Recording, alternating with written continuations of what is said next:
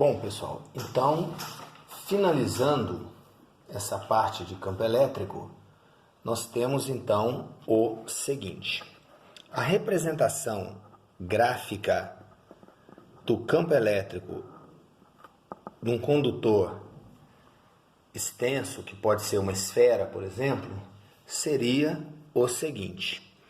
Eu vou representar aqui uma esfera, uma moedinha aqui de 5 centavos. Eu vou representar aqui a esfera como corpo extenso, aqui o centro da esfera. Então, o gráfico do campo elétrico, ele ficaria o quê? Então, aqui, nós temos o raio da esfera, né? Aqui, então, o eixo do campo elétrico e aqui o eixo da distância. Então, aqui, o raio da esfera, certo? Aqui o raio da esfera. Aqui a superfície externa da esfera. Então, o que acontece? Toda a extensão do raio no interior da esfera, esse campo elétrico é zero. Então, eu vou representar ele aqui, certo? Na superfície externa, o campo elétrico, então, ele vai ter o seu valor máximo. Ele vai ter o valor de Q quadrado, KQ sobre R ao quadrado. Espera aí que o quadrado ficou no lugar errado. KQ, deixa eu tirar isso aqui, tá entupido. Vou tirar esse quadrado aqui. KQ sobre R ao quadrado, que é o valor máximo do campo elétrico. A partir daqui, o campo elétrico decresce na razão inversa do quadrado da distância, não é isso? Já que é KQ sobre R ao quadrado, de KQ sobre D quadrado, à medida que eu vou distanciando aqui, o campo vai diminuindo na razão inversa do quadrado dessa distância, ok? É só lembrar que a distância ela é medida daqui, por exemplo, nesse ponto, até o centro do círculo, até o centro da esfera, tá bom? Então aqui nós teríamos a representação gráfica. Então, durante toda a extensão do raio da esfera, ou seja, no interior da esfera, o campo elétrico é zero. Na superfície externa, KQ sobre R ao quadrado, e a partir daí, então, a hipérbole para representar que ele é inversamente proporcional ao quadrado da distância. Ok? Bom,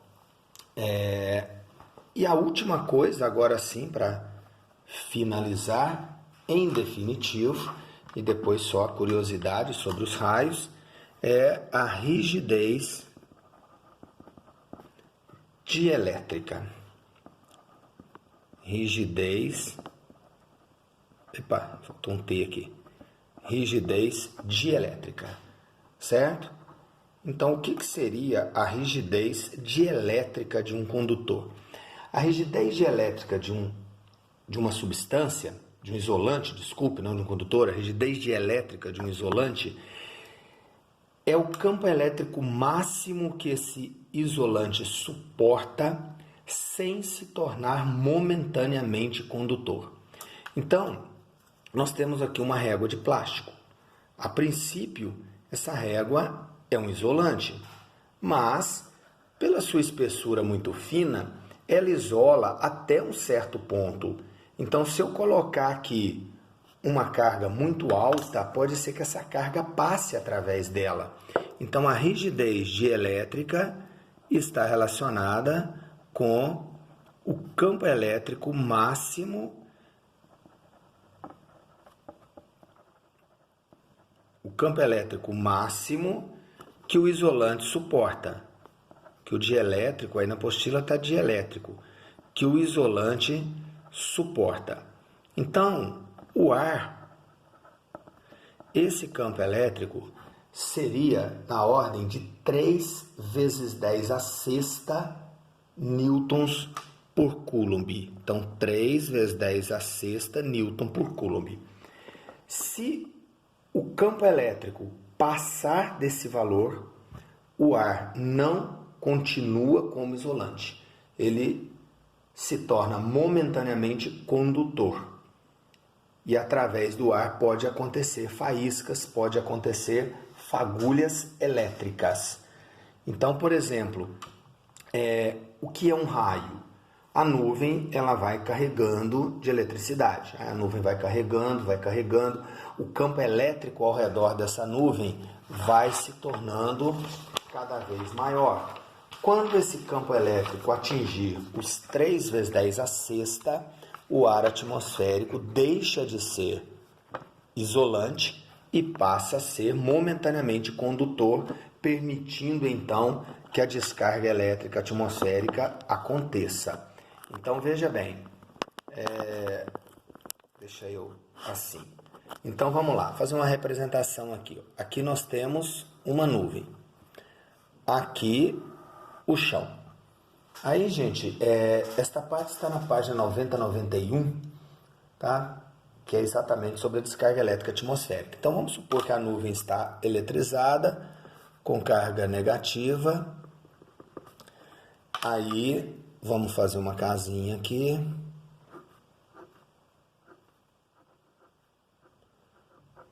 Faz de conta que é uma casinha. E aqui um para-raio. Esse para-raio vai então ter um fio terra que leva até o chão.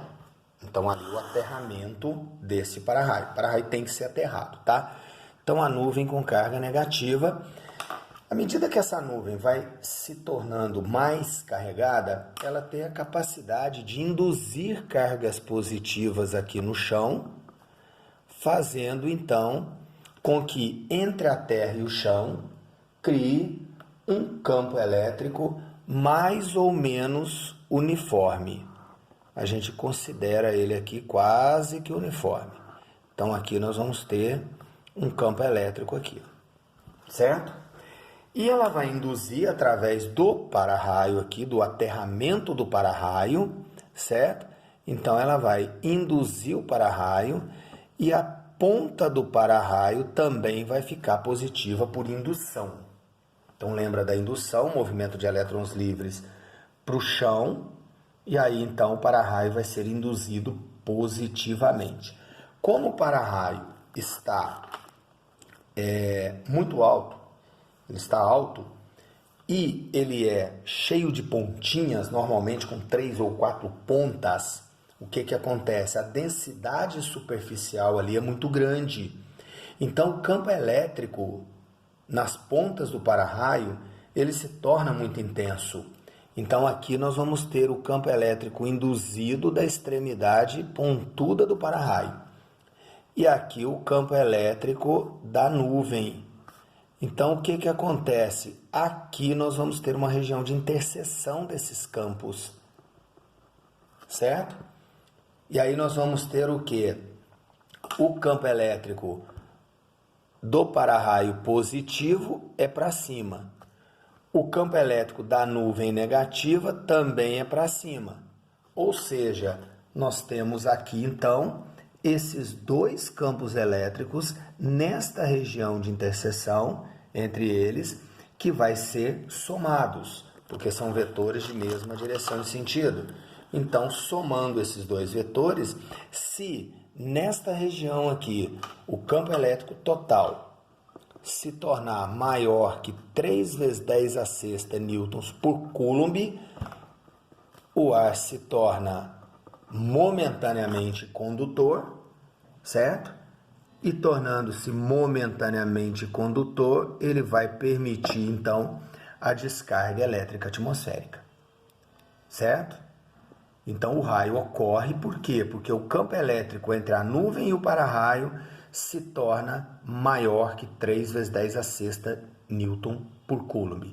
E por que o para-raio então tem que ser alto? Para reduzir essa distância, porque lembra que o campo elétrico ele é Q sobre D quadrado. Quanto menor a distância entre o ponto e a carga fonte, maior será esse campo elétrico. Então, quando eu vou subir o para-raio aqui, eu aproximo o para-raio da nuvem, menor distância, maior o campo. Quando esse campo superar o 3 vezes 10 a sexta Newton por Coulomb, ocorre então a descarga elétrica atmosférica, que é o raio, ok? Então aí nós temos a caracterização do raio da descarga elétrica atmosférica. Tranquilos? Bom, gente, então para finalizar aqui eu vou deixar alguns exercícios e aí no próximo vídeo eu começo corrigindo esses exercícios e depois a gente passa então para o próximo capítulo, que é o de potencial elétrico. Então vocês podem fazer os exercícios aí da página 92, 93, 94. Eu vou marcar alguns para vocês, tá? Então eu vou marcar aqui o exercício 2 da página 92 dos propostos, tá? Deixa eu pegar aqui os exercícios de aprendizagem primeiro. Então, os exercícios de aprendizagem, eu vou pedir para vocês fazerem o exercício 3 e 6 da página 92.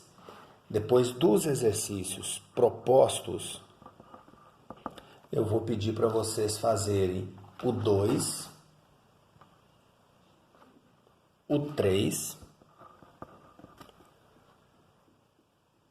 o 7, o 2, o 3, o 5 e o 7. Páginas 92, 93. Então ficam aí esses 6 exercícios. Na próxima aula, no próximo vídeo, eu começo comentando sobre eles, fazendo a correção. Terminada a correção, a gente passa então para o próximo capítulo, que é o de potencial elétrico. E aí a gente vai comentando aos poucos sobre esses exercícios aí, ok? Então, por hoje é isso, pessoal.